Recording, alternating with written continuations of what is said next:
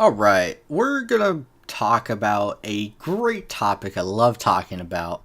Not really, but we are going to talk about toxicity in video games, and it's mostly because of the article that I will post in the description.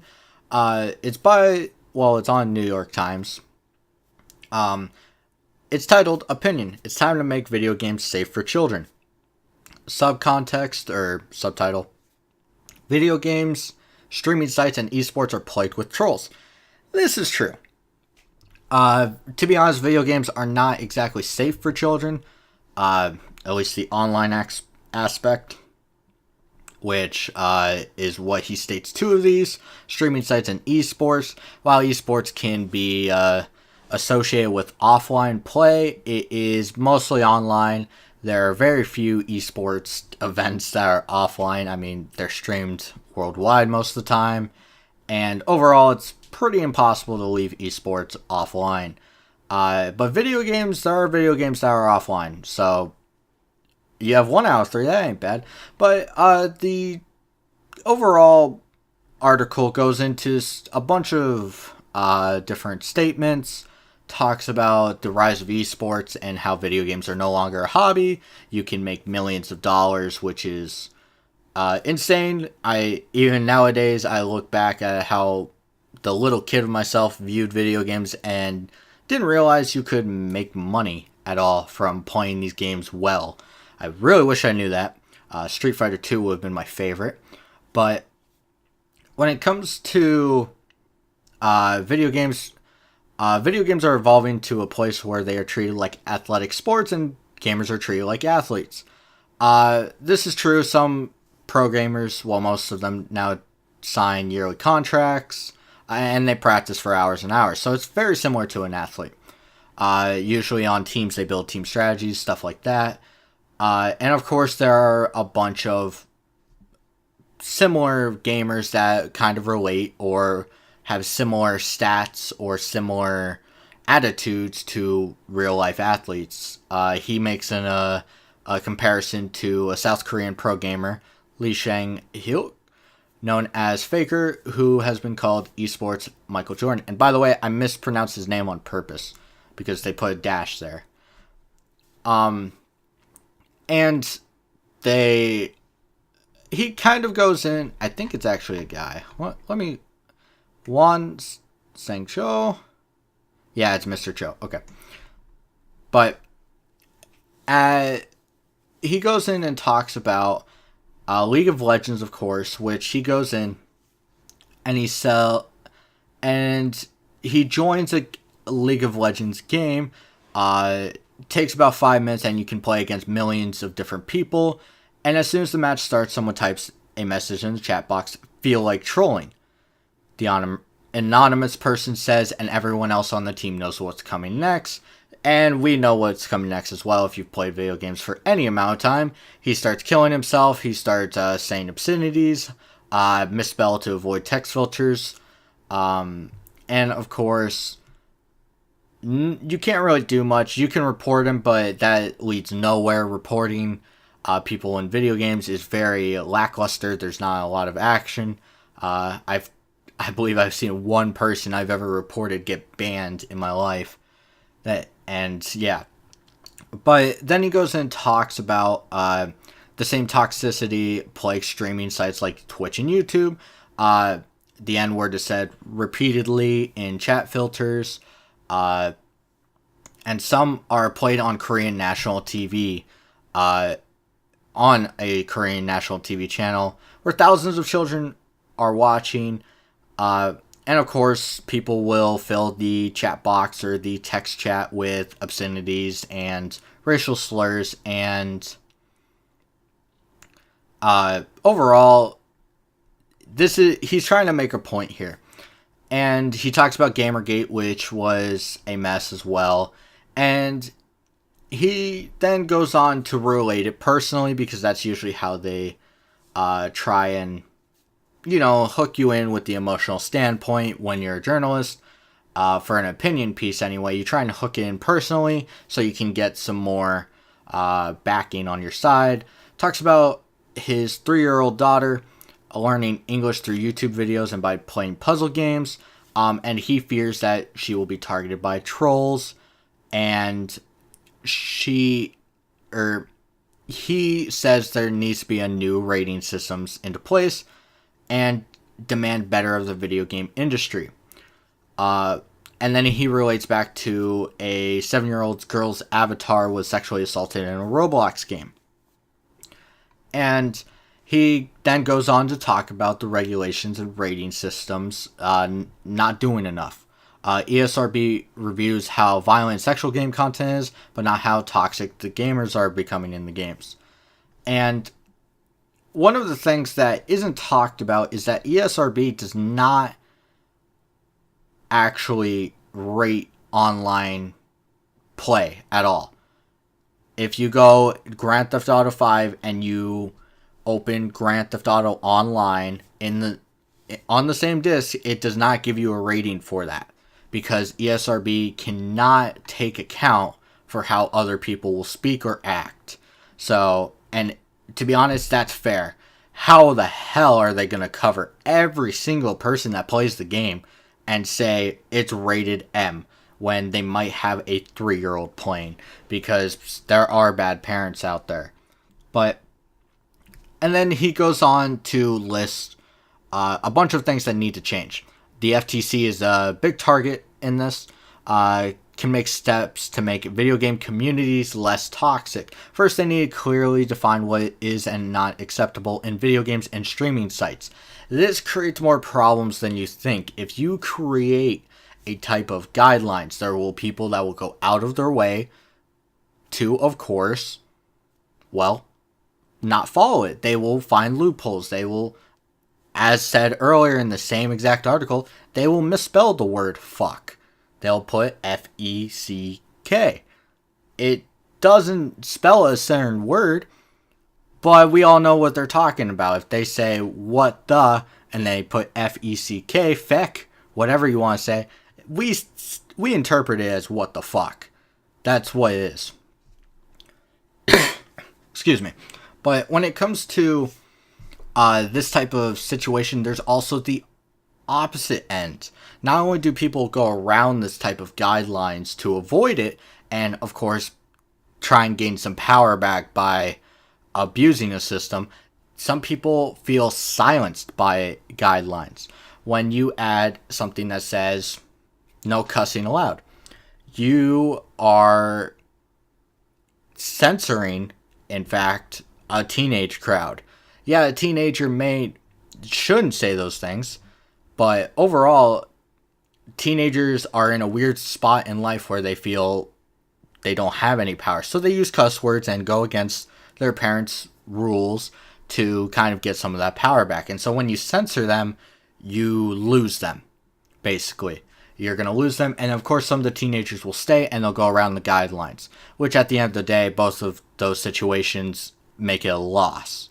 So overall, and it says streaming channels should be dynamically filtered based on the user. Children under a certain age should not be able to see videos that use explicit language or sexual visuals. YouTube has a very, I forget what it's called. It's like YouTube Restricted or YouTube Kids, something like that. And it doesn't always work. Something slips through the cracks. And you have to realize just because it says YouTube Kids or YouTube Restricted or under 13 does not necessarily mean everything's going to be under 13. There could be something talking about the history of Lara Croft, for example. And you know what's the first thing they're going to talk about? How she had big boobs. End of story. That's going to be what's talked about at some point or another, whether in a joking fashion or in a serious fashion, because it's the history of Lara Croft. And that's what made her sell well for a lot of the early portions of her creation, and even nowadays kind of sells it. But overall, just because it's under 13 does not mean you can regulate it or even just let your kid go on through everything. If you have a kid under 13 and you're letting them watch YouTube videos, you should probably kind of keep an eye on them. There's some disgusting stuff that is under 13 in quotations. So I don't see how dynamically filtered would actually work because everything slips through the cracks, which means that anything that does would become more prominent. Because if you have all this, let's say you have 100 people saying fuck, and then in a crowd of 1,000, and then you lower it down to one person saying fuck, they might be not heard, but if they are much more prominent. They have much more standing. Because they're by themselves, they're an outlier. It means they will stand out. But the second point he makes, FTC should run extensive tests on video games and streaming sites to understand the toxicity and trolling of gaming communities. To do so, it can work with gamers across the country, collect data, as well as work with video game companies and streaming sites. Now, this is a problem that has plagued every type of front of video games. Is communication from seller to buyer to consumer, whatever. It always is an issue. Now, you can't run extensive tests on some video games because they go through rapid development most of the time. For example, we see plenty of betas, we see plenty of patches, and a lot of stuff has changed. For example, one of the most recent things that pops in my head is Nintendo had to change something in Smash Ultimate because of racial differences. It was, I believe, a Native American type of harmful look. I really don't understand it because it's not my culture. I'm not going to pretend it is. But if someone is offended and it offends a lot of people, it probably should have been taken out and it shouldn't have gone as far as it did. But that's just an example of how fast stuff can change. As soon as it offended someone and it got rolling, guess what was taken out? The thing that offended everyone. Because you kind of have to be careful. If you offend too big of a, crowd, you make sure they can't, not make sure, but you make sure, you make it so that they more than likely will not buy the product. Now, if you offend a small enough audience and it looks positive, you can sell more copies because of it. But restricting toxicity and trolling of gaming communities is actually very hard. So I think you're underestimating the total amount of video games here. And then the third point, the FTC should require game companies and streaming sites to share public records on how they are managing and preventing toxicity across their platforms. That is not going to work at all. YouTube can't even handle how their flagging systems work. And they have more money than a lot of video games. A lot of these video games that get popular nowadays are sometimes indie games. And if they're multiplayer indie games made by 7 people, 4 people, 1 person, how the hell are they going to have the capital or the manpower to even run that, to keep track? Are they going to go on once a day at 8 p.m. after they're done working on their next hopeful big hit to then go, oh, this guy's saying fuck, I should report this? How is that going to work for the indie games? And how is it going to work for the big games? You have 30 million players in, let's just say Fortnite. You're going to keep track of 30 million people constantly? How is that going to work? I don't understand how you could think of such a small picture and miss both arguments here. Whenever trolling occurs, especially in children's games, the user and their parents should be notified, and the games or platforms should be required to address the trolling and share the steps that were taken to stop or prevent it. This is hilarious. Because there's no, in online play, when you accept terms and services of online play, it says stuff will happen, suck it up, deal with it. That's pretty much what it says. Of course, it says it in fluffy language called legal terms, but overall, that's not going to work.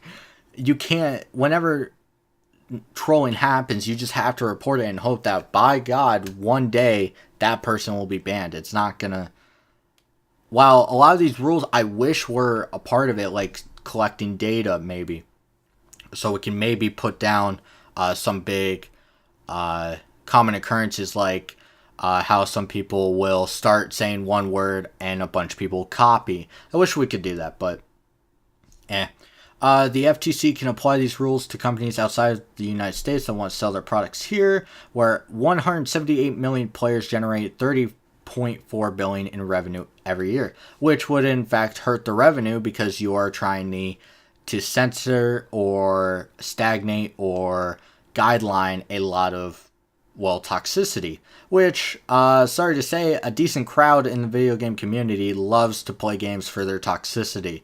So, sucks. Parents also need to shoulder some of the responsibility. In the United States, 91% of children ages 2 to 17 play video games. We need to protect our children by deleting the toxic games found there on personal computers, consoles, and phones. We need to share their stories online and expose the problem. It's time to make the online world safe for them. I'm not gonna say that this is exactly wrong. I feel the parent's job is to not regulate the child's life, but to try and protect them as much as they can within certain boundaries. There's a certain point where protection goes a little too far and you are not letting the children learn. But I'm also in the mindset that we as a society treat children too well in the current era, but that's my opinion. And 91% of children ages 2 to 17 play video games. I would really like to see the percentage numbers for 2 to 5 being the mobile market, which has heavier restrictions for online play than you think. I would love to see that. And 91% are not playing online games. Yeah, probably a lot of them, because of the recent Fortnite craze, are, but 91% are not playing online games. Some of them are probably just playing, they're modding Doom, or, which at that point, if you see something that's obscene in Doom, you are an idiot, because that whole entire game is obscene. So, and it's also, for example, League of Legends. One of the things that he puts a note on, if I could go back and find it, is that someone would say obscenities and maybe some sexual content. But you look at League of Legends, are you serious? You're talking about a game, a MOBA, where people die all the time, and there are some sexified characters in there. So, there's going to see some obscenities, I can't say the word, and overall it's kind of sheltered that you would think that way. I love this line here. The most troubling aspect of this is that most games are intended for children and young adults. Approximately 64 million children in the United States play video games. We don't allow our children to watch things on television that contain this kind of language or behavior, and we certainly don't want them to think the language and behavior of the trolls is acceptable. But how do you regulate it on the TV? Do you just not let Law and Order go on the television? Like, you make sure, you as the parent, check what they're watching. Make sure they're on Cartoon Network, on Nickelodeon. Overall, as a parent, it's your job to make sure they're playing Mario or Pokemon or Final Fantasy over Grand Theft Auto, Saints Row. Don't know why I grabbed those two games. What's another very bad game? Doom. Doom is very violent. Trying to think of a very sexual game. Not sexual. Mass Effect would also be one that I wouldn't put on.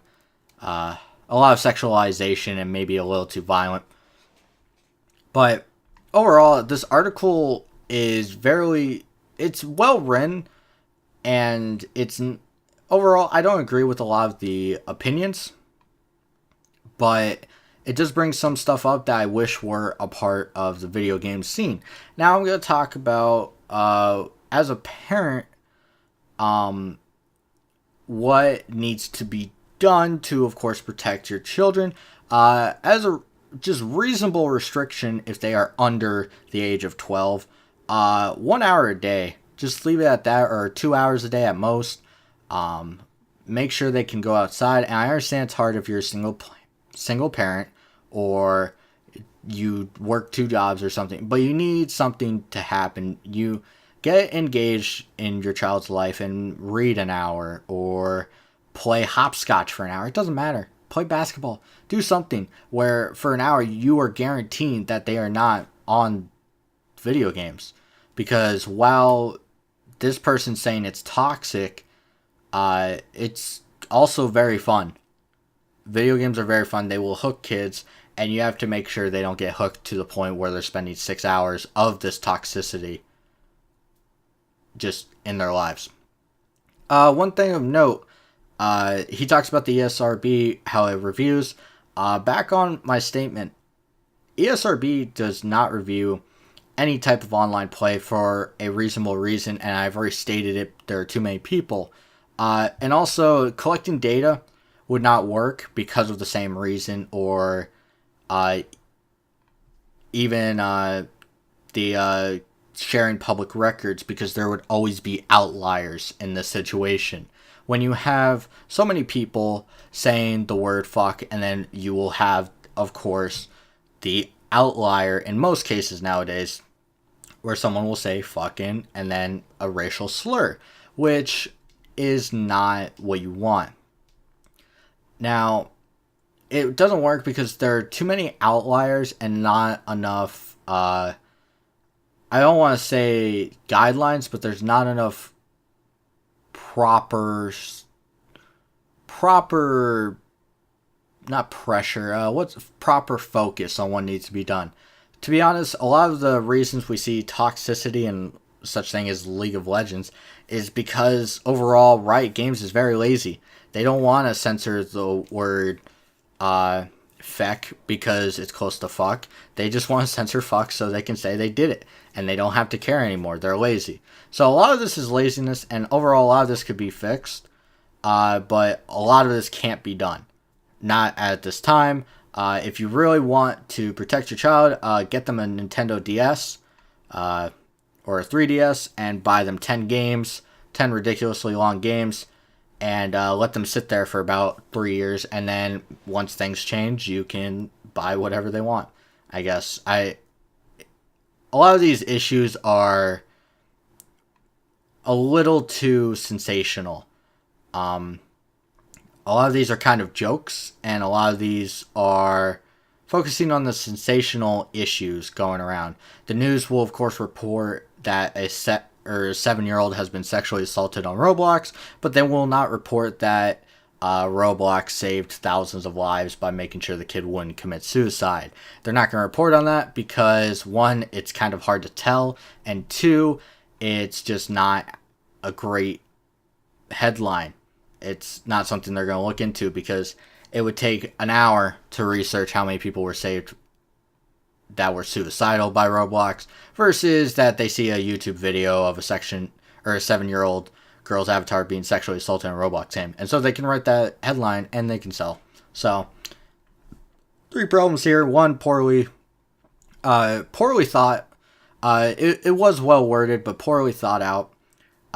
2, too big of a community to censor / guideline / focus. You're not going to be able to do the 3 things you want at all. And 3, revenue. This is probably the most important because revenue is what sells everything. So overall, 91% of children ages 2 to 17 play video games, and it'll go up because at the end of the day, none of the censorships will be put in place because guess what? At the end of the day, it might hurt their revenue. Rainbow Six Siege could talk to you about that, but I think I'm going to end it here. Big ramble session. I understand, but this headline was there, and I was like, woo, this sounds fun, and I ended up rambling a little longer than I thought. But overall, I hope to see you guys next time for whatever I do. Tomorrow should be, I'm trying to get a couple videos done, but tomorrow should be the tier list, I hope, if I can get freaking thing to record, and Thursday should be where I delayed my review to, because I've been delaying it 3 weeks at this point. But I'll hope to see you guys next time, and of course, till then.